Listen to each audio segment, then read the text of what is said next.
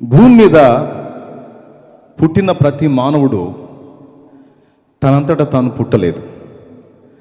సృష్టికర్త అయినటువంటి దేవుడు మానవుడిని సృష్టించాడు. ఏ మనుషుడు పొట్టివాడు కానీ పొడుగువాడు కానీ నల్లవాడు కానీ తెల్లవాడు కానీ అందగాడు కానీ కురూపి కానీ మనిషిగా పుట్టిన ప్రతి ఒక్కడు, ఆ మాటకొస్తే సకల చరాచర జీవకోటి మొత్తాన్ని కూడా దేవుడే సృష్టించాడు.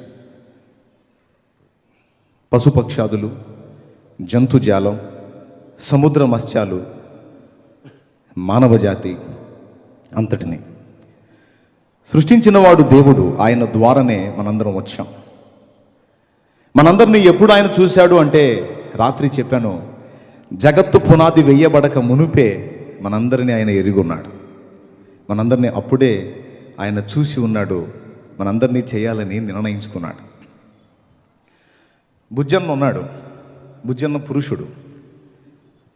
బుజ్జన్న నువ్వు పుట్టడం అవసరం అంటావా?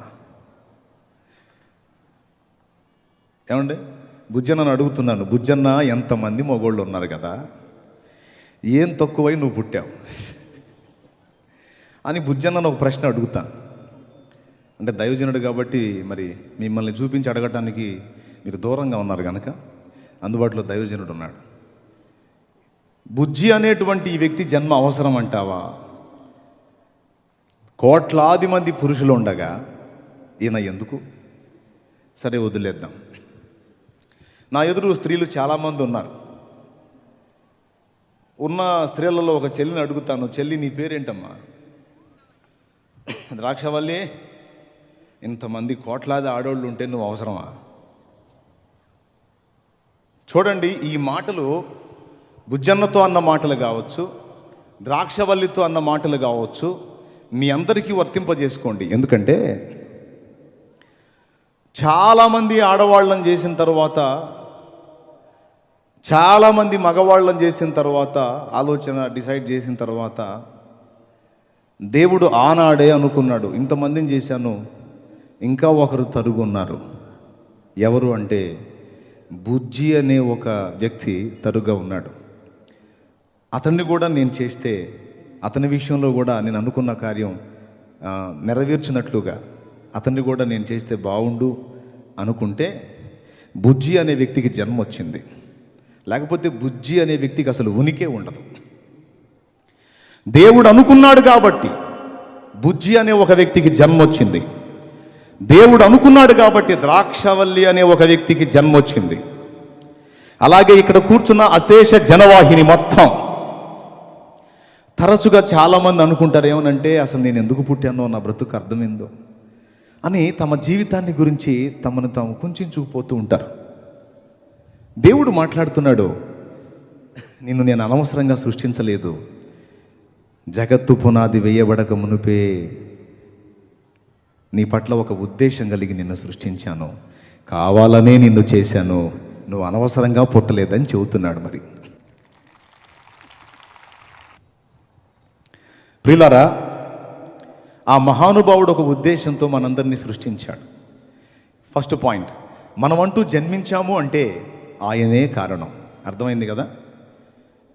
నువ్వు కోటేరు లాంటి చక్కటి ముక్కైనా, సట్టి ముక్కైనా, నువ్వు పొట్టైనా పొడుగైనా, నలుపైనా ఎరుపైనా, నల్లగున్నోళ్ళు వాళ్ళు చూసుకొని బాధపడుతుంటారు, అందరిని ఎర్రగా చేశాడు దేవుడు, ఎందుకు నన్ను నల్లగా పుట్టించాడని. దేవుడు అడిగితే దేవుడు అంటాడు, నాయనా అందరినీ ఎర్రటోళ్ళని చేసి తెల్లటోళ్ళని చేసి బోరు కొట్టింది బాబు, అందుకే ముద్దుగా నేను కొంచెం నల్లగా చేశాను, వాళ్ళందరిలో నువ్వు స్పెషల్గా కనపడతావురా, నీది కంపెనీ కలరు, వాళ్ళ మొఖాలన్నా ఎండలో మారిపోతాయి, నువ్వు అసలు ఇంకా ఎండలో ఉండే కొద్దీ నాణ్యత పెరుగుతూ ఉంటుంది, క్వాలిటీ పెరుగుతూ ఉంటుంది, అసలు నీకు తెలియదు, అంతమందిలో కూడా నువ్వు స్పెషల్గా కనపడాలని నేను చేశాను అంటాడు. కాదని ఏం చెప్తాం మనం? రైతులో అందరికీ కోటేరు లాంటి చక్కటి ముక్కులు ఇచ్చి నాకెందుకు ప్రభా చట్టి ముక్కు పెట్టావు అని అడిగితే, అందరి అట్లాంటి ముక్కులు చూసి చూసి బోరేసిందిరా, అందుకని జస్ట్ వేలుతో అట్ట నొక్కాను, విచిత్రం రా బాబు, వాళ్ళందరి ముఖాలు వేరు, నీ ముఖం వేరు అంటాడు. వాళ్ళకి నచ్చినా నచ్చకపోయినా నాకు అంతమందిలో నువ్వు స్పెషల్గా కనపడతావు నాన్న, ఐ లవ్ యూ అంటాడు. సట్టిముక్కోళ్ళు మనకు నచ్చకపోవచ్చు, దేవుడికి నచ్చుతారు. కాబట్టి సట్టిముక్కైనా మంచి ముక్కైనా ఎరుపైనా తెలుపైనా నలుపైనా మనందరినీ కూడా దేవుడే సృష్టించాడు.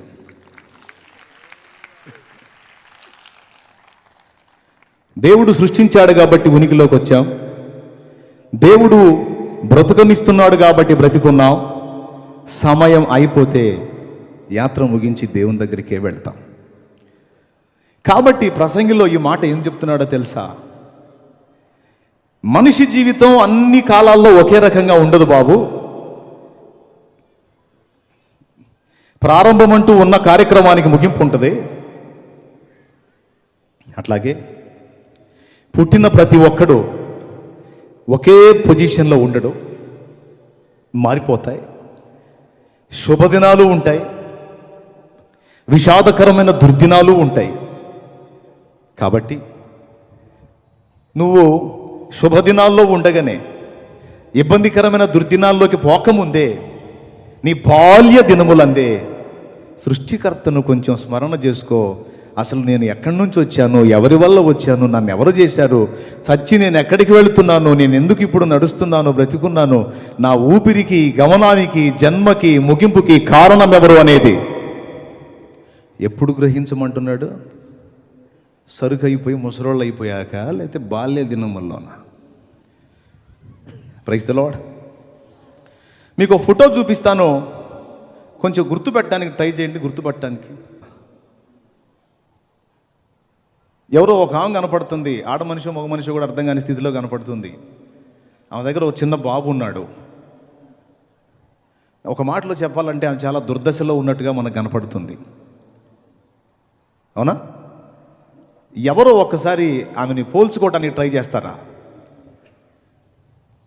ఒక్కసారి ఆమె ఎవరో చూపిస్తాడు, చూడండి. అద్దుగో చూడండి, రెండు చూడండి. ఒకసారి మీరు ఊహించండి, సావిత్రి ముగింపు అంత దుస్థితిగా ఉంటుందని మీరు ఊహించగలరా? ఫోటో పడగానే అరే రే సావిత్రి కదా అనుకున్నారు మీరు. సావిత్రి దుర్దినములవి అని చెప్పొచ్చు. సావిత్రి మంచి దినాలయ్యో చూపించు బాబు. అయ్యో అవి మంచి దినాలు. అందాల నటి, మహానటి అని పేరు తెచ్చుకుంది. కానీ ఆమె ముగింపు ఎంత భయానకంగా, ఎంత వికృతంగా, ఎంత దారుణంగా ఉంది అంటే ఆమె స్టోరీ విన్నప్పుడు నా కళ్ళంబటి నీళ్ళు వచ్చాయి. ఇప్పుడు ఆమె జీవితాన్ని గురించి కొంచెం ఆలోచన చేస్తే బాధగా ఉంది కదా మీకు? ఎంతమందికి బాధగా ఉంది? సరే, ఇంకా చాలామంది ఉన్నారు. వరుసగా చూపించింది ఆయన చూపిస్తాడు. కాసేపు చూడండి. ఇదిగో ఈమె ఎవరో చూడండి, ఏమో కూడా సౌందర్య రాశిలాగుంది. ఇటుపక్క కనీసం ఆమె మృతదేహాన్ని తీసుకెళ్ళి ఖననం చేయడానికి కూడా ఆనవాళ్ళు దొరకకుండా బూడిదైపోయింది. చూడండి డెడ్ బాడీస్ ఎంత దారుణంగా ఉన్నాయో. ఎవరో ఇంకా చూడండి, ఇదిగో ఈమె కూడా లోకాన్ని బాగా మెదడుకెక్కించుకొని తుచ్చమైన జీవితాన్ని గురించి పిచ్చి పిచ్చి కలలు కంటున్న సమాజమా, ప్రజలారా కళ్ళు తెరిచి చూడండి. ఇంకా చూపించు బాబు. ఏమెవరో దివ్యంగా ఉంది. పేరు అర్థం చేసుకోండి. అయిపోయింది. చాలా ఉన్నాయి. వీళ్ళందరి ప్రారంభం, వీళ్ళందరి ముగింపు. ఎదుగు ఇంకొక ఆయన వచ్చాడు.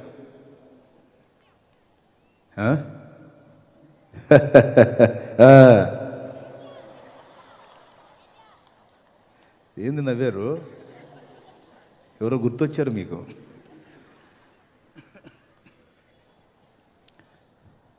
అయిపోయింది ఆయన చరిత్ర కూడా. ఈయన క్యాన్సర్తో పోయాడు. ఈ విధంగా రకరకాల వ్యక్తులు మీకు చూపిస్తాను. ఈయన శోభన బాబు అందాల నటుడట. ఇంకా ఈయన ఇంకొక ఈయన మరీ దారుణం ఊరేసుకొని చచ్చిపోయాడు. ఈయన వీళ్ళ దుర్దశలు చూపిస్తున్నాను మీకు. ఎందుకు చూపిస్తున్నానో తెలుసా? మనకు కూడా ఒకనాడు అలాంటి ముగింపు ఉందని మీరు గ్రహిస్తారని చూపిస్తున్నాను నేను. ఈయన చూడండి, ప్రపంచ ప్రఖ్యాతిగాంచిన డ్యాన్సర్. ఆయన ఆశట కనీసం 150 ఏళ్ళు బతకాలని. పాపం 50 ఏళ్ళకి వెళ్ళిపోయాడు. ఈయన స్టేజ్ మీద డ్యాన్స్ చేస్తా పాటలు పాడుతుంటే అక్కడ ఉన్న వాళ్ళ రియాక్షన్ చూశాను నేను. పిచ్చి ముదిరి నశనానికి అంటినట్టు వాళ్ళకి ఏం చేయాలో అర్థం కాక ఏడుతున్నారు. చూడండి, ఏడుస్తున్నారు. ఏం చేయాలో అర్థం కాక డెడ్ బాడీ చూపించాయ్యా. ప్రపంచ ప్రఖ్యాతిగాంచిన డ్యాన్సర్, అదిగో మృతదేహం. ఎందుకు ఇవన్నీ మీకు చూపిస్తున్నానంటే, మన లైఫ్ దేవుని వలన వచ్చింది. అది మన చేతుల్లో లేదు, దేవుని చేతుల్లో ఉంది. కొద్ది కాలం తెర మీద బొమ్మల్లా ఎగురుతాం, తర్వాత గోడ మీద ఫోటోలు అవుతాం. కాబట్టి మన ఆరంభం దేవుడే, మన గమనం దేవుడే, మన ముగింపు దేవుడే. గనుక మన లైఫ్లో దేవునికి ఫస్ట్ ప్రయారిటీ ఇవ్వాలి. మనల్ని సృష్టించినటువంటి సృష్టికర్త విషయమైన ఆలోచనలు ప్రతి మానవుడు తెలుసుకొని ఉండాలి. నన్ను సృష్టించిన సృష్టికర్త ఎవరు? నన్ను పోషిస్తుంది ఎవరు? చస్తే నేను ఎక్కడికి వెళ్ళాలి? ఈ ఆలోచన మీకు వచ్చిందో లేదో నాకు తెలియదు, కానీ నాకు వచ్చింది. 2002వ సంవత్సరంలో ఈ ఆలోచన నాకు వచ్చింది. నా తోడబుట్టిన సహోదరి 27-28 సంవత్సరాల వయస్సు ఆమెకి. కరెంట్ షాట్ కొట్టి చనిపోయింది. ఆమె మృతదేహాన్ని సమాధి చేస్తున్నాం. ఎదురుగా ఒక సిమెంట్ సమాధి ఉంటే దాని మీద కూర్చొని వైరాగ్యంతో ఆలోచన చేశాను. అసలు మనిషి ఎందుకు పుడుతున్నాడు? ఈ బంధాలు ఏమిటి? చచ్చిపోయి ఎక్కడికి వెళ్తున్నాడు? ఎందుకు పుట్టాలి? ఎందుకు చావాలి? దేవుడు ఎవరు? ఎందుకు చేశాడు అనే అన్వేషణ ఆ విషాదంలో నాకు పుట్టింది. ఆ అన్వేషణ ఫలితంగా మానవుడిని దేవుడు ఎందుకు చేశాడో, మానవుడికి మరణం ఎందుకు వచ్చిందో, అసలు సృష్టికర్త ఎవరో, ఆయన్ని దేన్ని బట్టి గ్రహించవచ్చో, ఈ సంగతులన్నీ తెలుసుకొని ధన్యుణ్ణయ్యారు.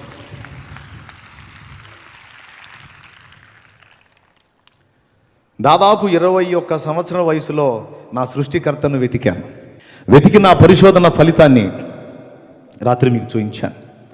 నిజమైన దేవుడెవరో, ఖురాన్ చెప్తున్నటువంటి యేసు, వేద ఋషులు చెప్తున్నటువంటి ప్రజాపతి,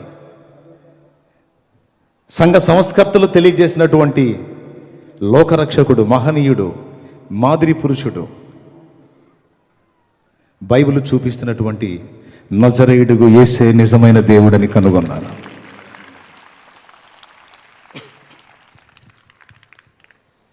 కనుగొన్న తర్వాత ఆయన పాదాల దగ్గరికి వెళ్ళి మొదటిగా నేను ఆలోచించింది ఏంటో తెలుసా? నా సమస్యలు యేసు ప్రభు తీర్చాలి అని ఫస్ట్ నేను కోరుకున్నాను. కానీ లోకమంతా భయంకరమైన సమస్యలో ఉందని నాకు కొంచెం నిదానంగా అర్థమైంది. స్టార్టింగ్లో నేను దేవుని పాదాల దగ్గరికి వెళ్ళి, నిజమైన దేవుడు నీవే, నా పరిస్థితులు బాగలేవు, చక్కదిద్దమని నేను ప్రార్థన చేశాను. ఆయన సమాధానం నాకు ఇచ్చాడు. అయితే నా సమస్యల కంటే భయంకరమైన సమస్య లోకం ఎదుర్కొంటుంది. సో దాని విషయంలో నేను చింత కలిగి ఉండాలని దేవుడు నాకు నేర్పించాడు.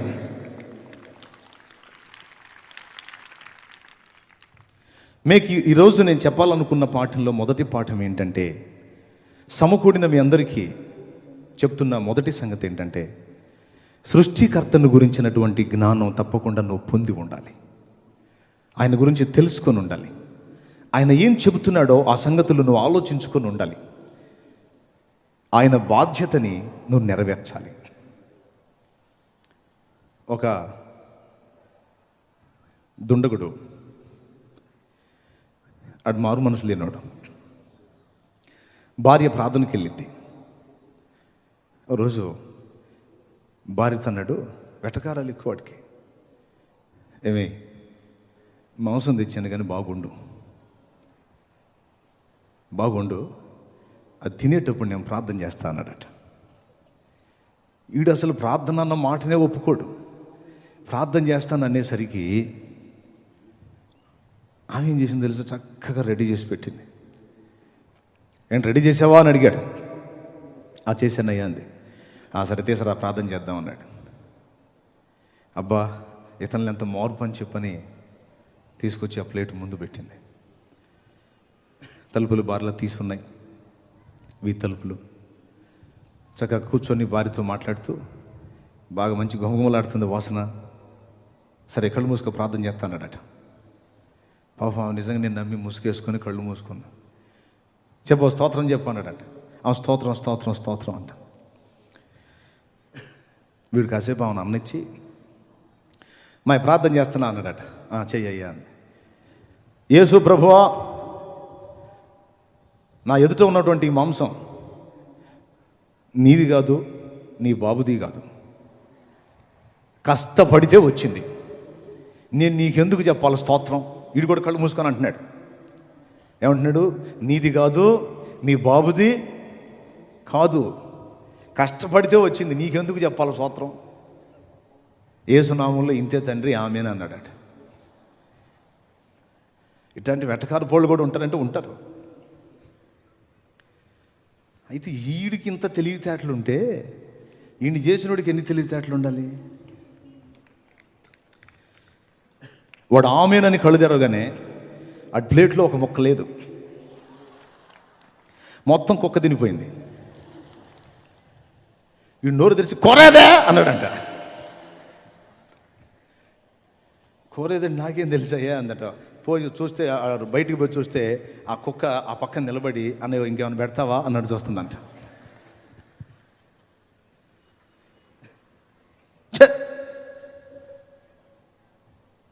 అనవసరంగా కూర అంతా పాడు చేసుకున్నాను అంటే భార్య నవ్వి, ఏది ఇందాక చేసిన ప్రార్థన మళ్ళీ చేయందట. నోరు మూసుకున్నాడట. పిచ్చోడా, దేవుని దయ లేకపోతే పట్టెడు అన్నం దొరకదురా. దేవుడి కృప లేకపోతే నీకు మనుగడే లేదురా. పట్టెడు అన్నం రోజుకు తింటున్నావంటే ఆయన కృప, ఆయన దానం. సిగ్గు కప్పుకోవటానికి ఒంటిండా బట్ట కట్టుకుంటున్నావంటే ఆయన దయ, ఆయన దానం. పేషెంట్లై హాస్పిటల్ అనేకులు మూలుగుతుంటే నువ్వు ఆరోగ్యంగా తిరుగుతున్నావంటే ఆయన కృప, ఆయన దానం. ఆయన దయలేని రోజు ఎక్కడుంది బాబు మనకి? ఆలోచించాడు. ఎందుకు ఈ సంగతి చెప్తున్నానంటే, సృష్టికర్తను తక్కువ అంచనా వేయకూడదండి. మీలో ఎంతమందికి అర్థమైంది ఫస్ట్ ప్రయారిటీ ఆయనకి ఇవ్వాలని? ఆయనకే మొదటి పీఠం వేయాలి. ఆయన మనకు ముఖ్యం. చెప్పండి, దేవుడే మనకు ముఖ్యం. రైట్. ఆయన చెప్పిన బాధ్యతలు కొన్ని నెరవేర్చాల్సినవి ఉన్నాయి. ఇప్పుడు ఫస్ట్ దేవుని బాధ్యత చూడాలి మనం. తర్వాత రెండవది, యేసు ప్రభు ఓసారి ఓ పండితుడు వచ్చి ఆయన అడిగాడు, ఆజ్ఞలన్నిటిలో గొప్ప ఆజ్ఞ ఏది అంటే, అన్ని ఆజ్ఞలు నీకెందుకురా బాబు, రెండు చెబుతాను. నీ దేవుడైన ప్రభు, అద్వితీయ ప్రభు, నీ పూర్ణ హృదయంతో, పూర్ణాత్మతో, పూర్ణ బలముతో, పూర్ణ వివేకముతో ఆయనను ప్రేమించు. రెండవది, నిన్ను వలె నీ పొరుగు వారిని ప్రేమించు. ఇంతకు మించిన గొప్ప సంగతి లేదు పో అన్నాడట. Praise the lord. ఫస్ట్ దేవుణ్ణి ప్రేమించాలి, రెండవది కుటుంబాన్నా పొరుగువాన్నా? వాక్యం చెప్తుంది కుటుంబం కాదు, ఫస్ట్ పొరుగువాడు. పరోపకారార్థం యదం శరీరం అన్నది ఆర్యోక్తి. అంటే ఇతరులకు ఉపయోగపడేదానికే మానవ జీవితం సాఫల్యత ఉంది అని. ఇందాక మీరంతా వీడియో చూశారు. జిమ్ ఎలియాట్ బృందం వాళ్ళ కుటుంబాలని ఔకాజాతి మనుషుల మధ్యలోకి సేవ చేయడానికి వెళ్తున్న జిమ్ ఎలియాట్ బృందం వాళ్ళని రక్షించాలని, ఆ అటవీకులు అనాగరికులైన ప్రజల్ని రక్షించాలని వాళ్ళు తీర్మానం చేసుకొని బయలుదేరుతుంటే కన్న కొడుకు తండ్రిని పట్టుకొని అడుగుతున్నాడు, డాడీ మళ్ళీ ఎప్పుడు వస్తావని. భయంకరమైన మనుషులు. వాళ్ళ మధ్యలోకి వేరే వాళ్ళు వస్తే చంపేస్తారు వాళ్ళని. కొడుకుతో ఏమన్నాడు తెలుసా, నాయనా దేవుడు చెప్పినట్లు పొరుగువాన్ని ప్రేమించమని నా సహోదరుల కోసం వెళ్తున్నాను. నేను వెళ్ళకపోతే వాళ్ళ మధ్యలోకి ఎవరూ వెళ్ళలేరు. నేను వెళ్తున్నాను. దేవుని దయ ఉంటే తిరిగి వస్తాను. ప్రభు చిత్తమైతే మనం పరలోకంలో కలుసుకుంటాం అన్నాడట. ఆ 5గురిలో మధ్యలో ఫేస్ జిమ్ ఎలియట్. మీకు తెలుసా, 5గురు అక్కడ అసూలు బాశారు, చనిపోయారు. వీళ్ళు వెళ్ళగానే వాళ్ళు భయంకరంగా దాడి చేసి వీళ్ళని ఈటెలతో పొడిచి చంపేశారు. వీళ్ళ చేతుల్లో ఆయుధాలు ఉన్నాయి. వాళ్ళని దూరంలో ఉండగానే కాల్చి చంపేయచ్చు. కానీ వాళ్ళు ఏమన్నారు తెలుసా, మేము వచ్చింది చంపటానికి కాదు, నరకం నుంచి వీళ్ళని రక్షించడానికి వచ్చాం కనుక వీళ్ళని చంపకూడదు, అవసరమైతే వీళ్ళ కోసం ప్రాణం పెట్టాలి అని వాళ్ళ రక్తాన్ని అక్కడ చిందించారు. దేవుణ్ణి ప్రేమించారు కాబట్టే ఆయన చెప్పిన ఆజ్ఞను ప్రేమించి పొరుగువాని కోసం యేసు ప్రభు ప్రాణం పెట్టినట్టు వాళ్ళ ప్రాణాలు ధారపోశారు జిమ్ ఎలియట్ బృందం.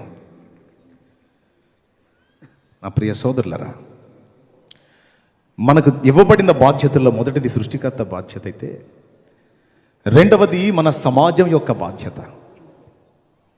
సమాజం ఎలా నాశనం అయితే నాకెందుకులే, నేను బాగున్నాను, నేను తింటున్నాను, తిరుగుతున్నాను, నా ఫ్యామిలీ హ్యాపీ అని అనుకుంటే దేవుని ఆజ్ఞను మనం తృణీకరించినట్టు. మనం మన స్వార్థమే కాదండి, మనకంటే ముందు సమాజాన్ని మనం చూడాల్సిన అవసరత ఎంతైనా ఉంది. అది దేవుడు చెప్తున్నాడు.